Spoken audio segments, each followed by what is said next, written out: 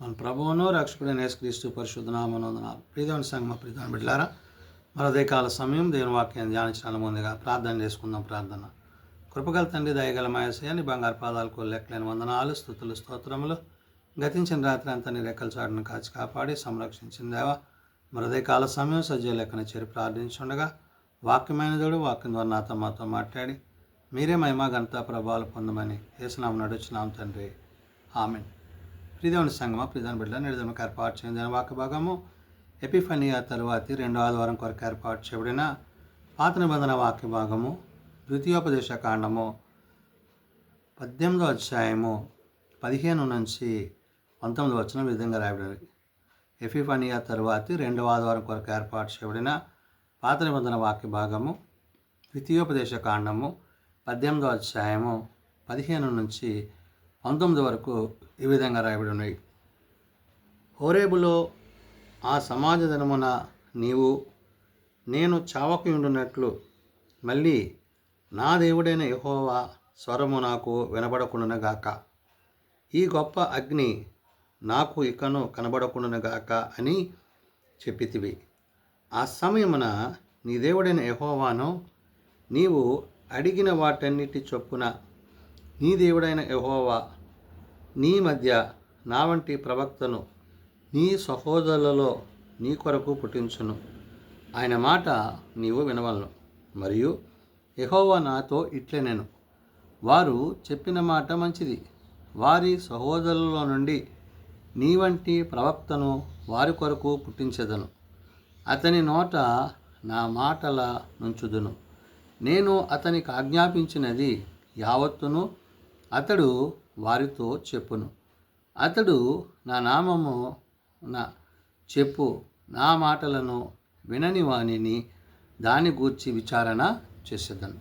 ప్రియదేవుని సంగమ ప్రియదేవుని బిడ్డలారా, దేవుడైన యెహోవా మరి తన ప్రజల చేత తన జనాంగము కొరకు ఎవరినైతే ఏర్పరచుకున్నాడో ఆ ఏర్పరచుకున్న దేవుని సేవకుడైన మోషే ద్వారా ఇక్కడ మాట్లాడుతున్నాడు.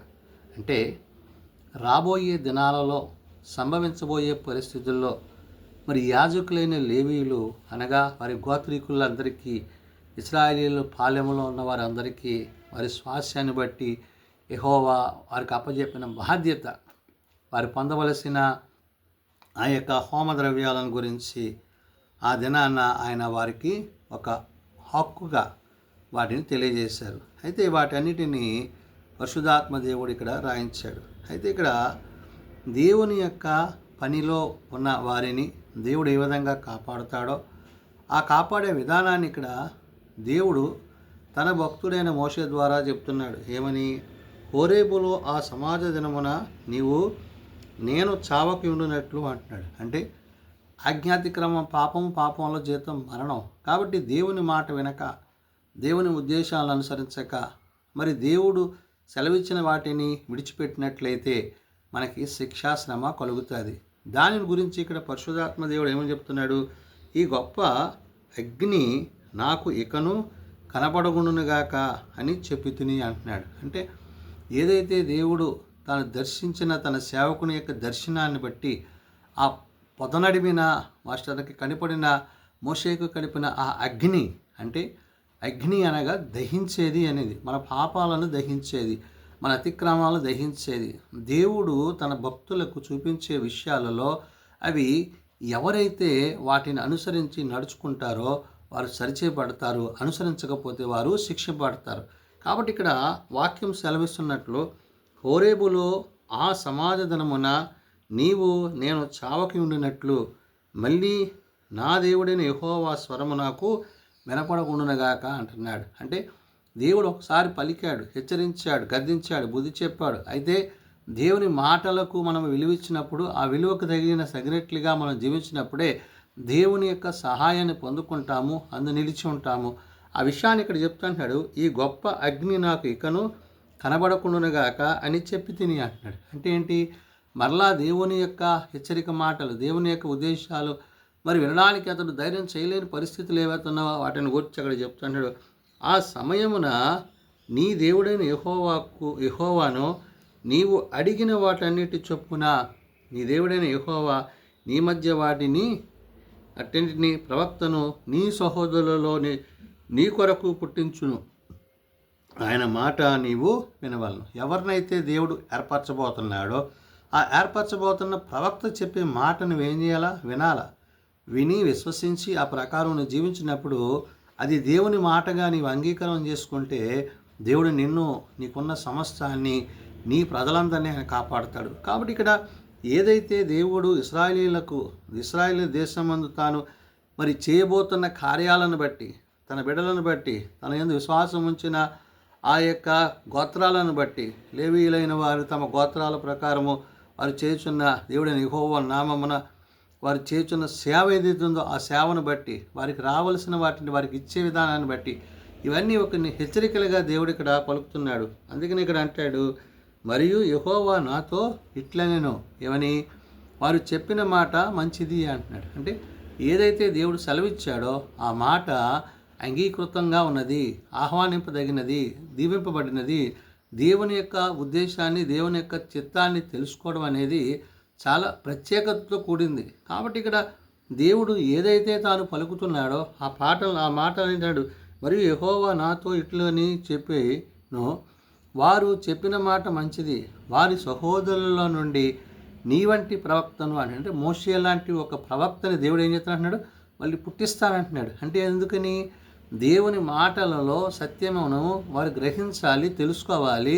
వారు నిజమైనగా దేవుని వద్ద నుంచి వచ్చారా, అబద్ధ ప్రవక్తల అనే విషయాన్ని మీరు గమనించాలనే విషయాన్ని ఇక్కడ దేవుడు గుర్తు చేస్తున్నాడు.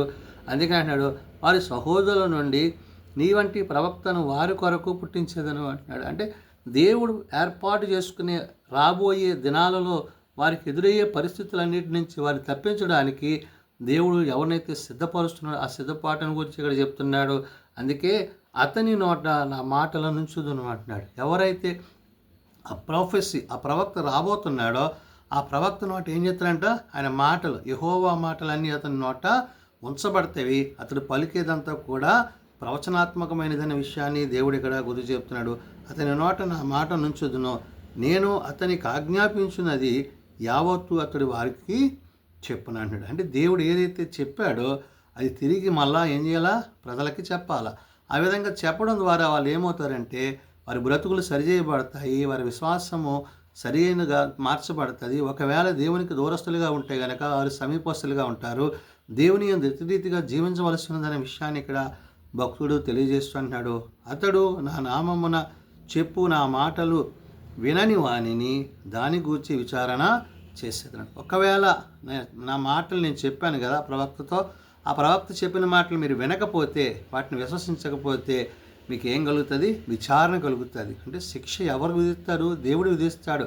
అంటే ఆయన గద్దింపును, ఆయన ఉద్దేశాన్ని మనం ఎరగక మనం జీవించి ఒకవేళ ప్రవర్తించినట్లయితే ఆయన మనలను శిక్షిస్తాడు. కాబట్టి ఇక్కడ దేవుడు సెలవిస్తున్నమాట, అతడు నా నామమున చెప్పు నా మాటలను వినని వానిని దాని గురించి విచారణ చేసేదని అంటున్నాడు. కాబట్టి తీర్పు దినం ఉంది, ప్రభు దినం ఉంది. ప్రభు రాబోతున్నాడు. ఆయన రెండో రాకడలో ఆయన వచ్చినప్పుడు ఆయన ఎదుర్కోవడానికి కావాల్సిన విశ్వాస జీవితాన్ని మనం కలిగి ఉండాలి. కాబట్టి ఏదైతే దేవుడు తన యాజకుల ద్వారా, ప్రవక్తల ద్వారా, లేవీల ద్వారా దేవుడు సెలవిస్తున్నాడో ఆ మాటలు మనం విని విశ్వసించినప్పుడు దేవుడు తప్పక మనల్ని ఆశీర్వదిస్తాడు. ఒకవేళ వినకపోతే కనుక మనం శిక్షింపబడతామనే విషయాన్ని ఉదయకాల సమయంలో పరిశుద్ధాత్మ దేవుడు తెలియజేస్తున్నాడు. కాబట్టి దేవుని మాటలు యందు నమ్మిక ఉంచి విశ్వాసం ఉంచి ప్రభు తిరిగి రాబోతున్నారు. కాబట్టి ఆ దినాలలో దేవుడు ఏదైతే ఇశ్రాయేలీయుల గురించి తెలియజేశాడో నేడు సార్వత్రిక సంఘాన్ని కూడా అదే విషయాన్ని గుర్తు చేస్తున్నాడు.